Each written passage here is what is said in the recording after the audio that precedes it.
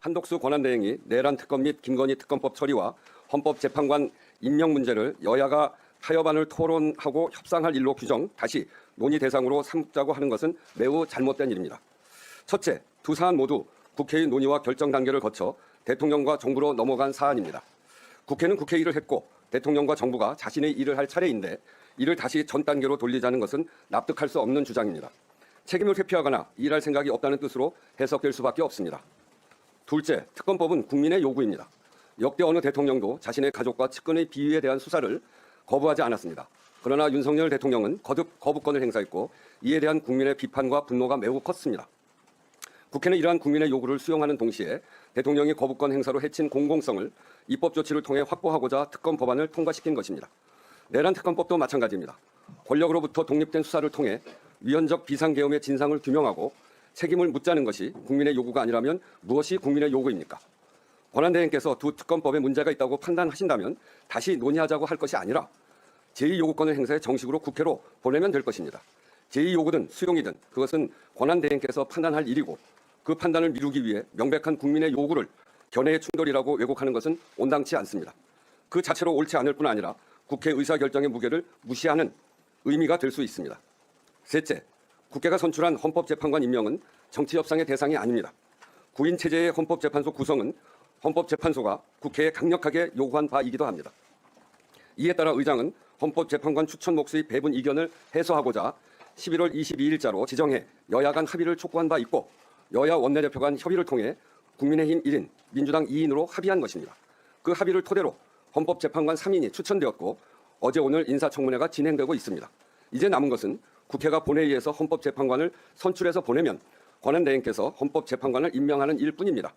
헌법기관의 정상적 작동을 위해 국회가 선출한 헌법재판관에게 임명장을 수여하는 것을 정치협상의 대상으로 삼을 수는 없습니다. 국회는 탄핵심판의 청구인으로서 헌법재판소의 탄핵심판 절차가 차질 없이 진행되도록 충실하게 임할 책임이 있습니다. 권한대행이 마치 국회의 헌법재판관 추천에 여야 합의가 없었던 것처럼 상황을 왜곡하는 것은 국회의 책임과 역할을 방해하는 것으로 비춰질 수 있음을 유념하시기 바랍니다. 윤석열 대통령은 탄핵소추 심판과 수사에 성실히 임하고 한덕수 권한대행이 자신의 주어진 책무를 성실히 수행하는 것이 더 이상의 혼란을 만들지 않는 길입니다. 공직자가 헌법과 법률을 준수하고 자신의 책무를 다하지 않을 때 불확실성은 더 커질 수밖에 없습니다.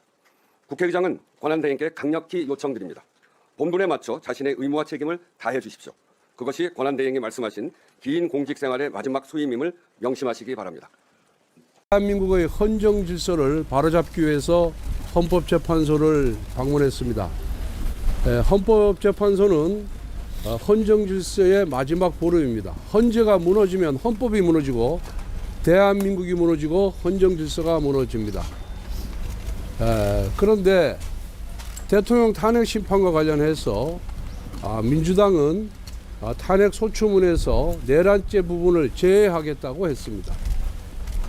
국회에서 통과된 탄핵 소추문을 보면 첫 번째 문장에 내란 행위를 했다라는 표현이 나오고 내란이라는 말이 38번이나 나옵니다.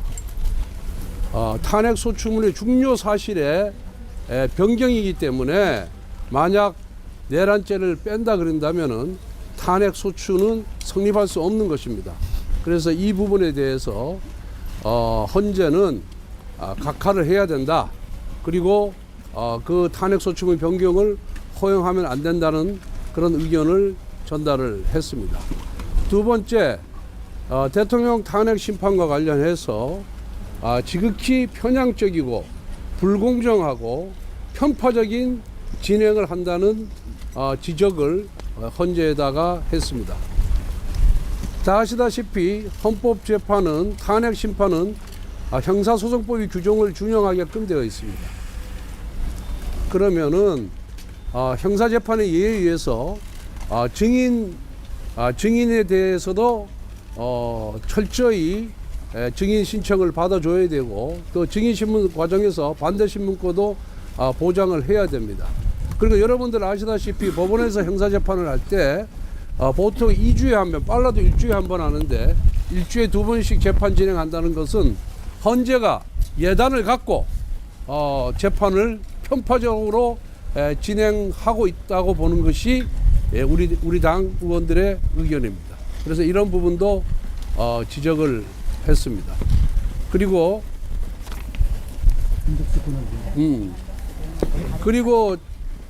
여러분도 아시다시피 지금 헌재에 계류 중인 탄핵 심판 사건이 10건이 있습니다. 그런데 먼저 접수가 된 중앙지검장 등 검사들, 그 다음에 감사원장, 또 국무위원 이 등등에 대한 탄핵 심판은 지금 전혀 진행이 제대로 되고 있지 않습니다.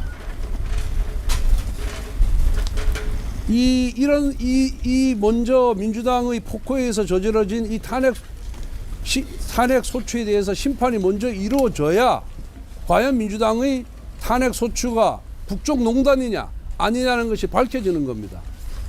그러면은 민주당이 제출한 탄핵 소추를 보면은 소추 사유가 불분명합니다. 소추 사유가 또 있지도 않습니다. 이런 부분에 대한 판단은 바로 할 수 있을 것이다. 헌재에서 8명의 헌법재판관 체제가 이제 완성이 된 만큼 여기에 대해서 언제 어떻게 헌법재판관을 진행할 건지 일정을 밝혀달라고 요구를 했습니다. 그리고 한덕수 권한대행에 대한 탄핵 소추는 의결 종소수가 151명이냐 200명이냐는 문제는 헌법재판관 8명이 모여서 한두 시간만 토론하면 결론이 날 수 있는 문제입니다. 그런데 한덕수 권한대행에 대한 탄핵 심판 일정을 제시하지 않고 있습니다. 이것도 헌재가 불공정하게 재판을 하는 것이다.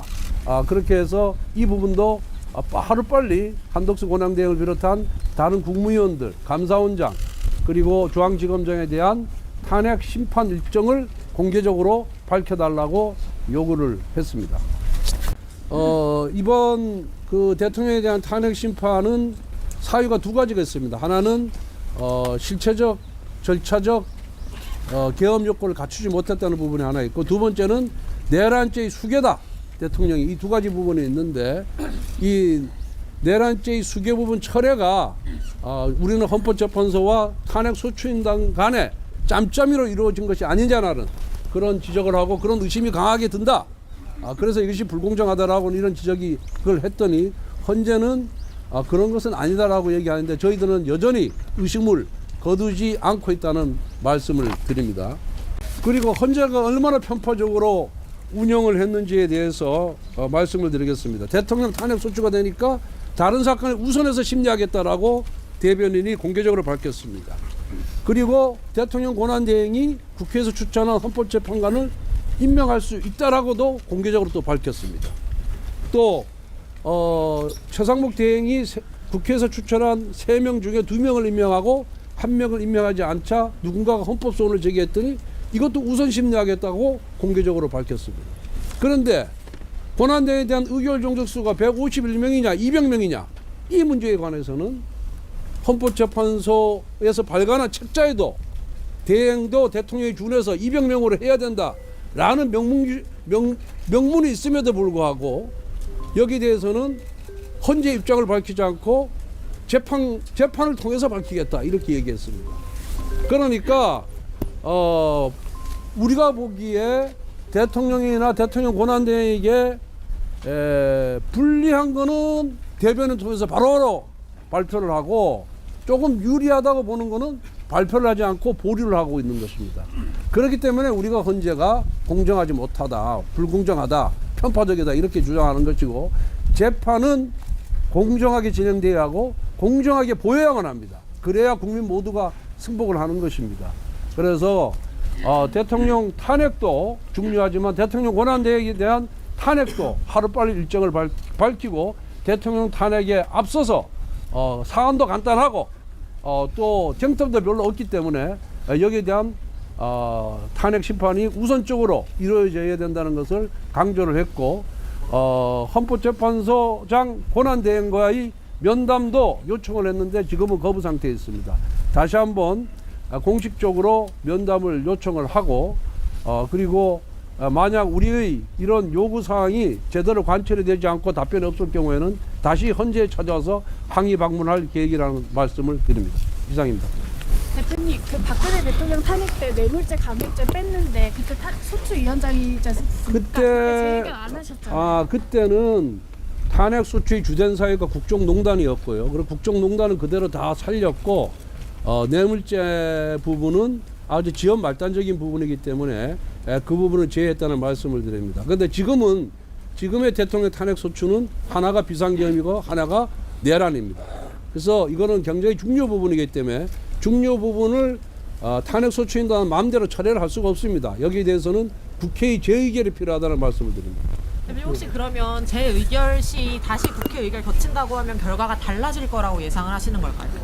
뭐 결과가 달라질지 여부에 대한 예단을 하지 않습니다만은 그 재의결 절차를 밟아야 한다는 말씀을 드립니다. 지금 영장 집행이 경찰에 이첩됐는데 그거에 대한 의견 부탁드립니다. 체포영장은 여러 차례 말씀드린 바와 같이 공수처는 내란죄 수사관원이 없기 때문에 체포영장 자체가 불법입니다. 그리고 무효입니다. 그것을 경찰에 이첩한다고 해서 효력이 발생하는 것도 아니고, 그리고 공수처가 경찰을 수사지휘할 권한이 없습니다. 그런데 공수처가 집행을 못한다고 해서 그거를 경찰에 이첩한다고 해서 그 불법 무효인 영장이 합법이 되지는 않다는 말씀을 드립니다.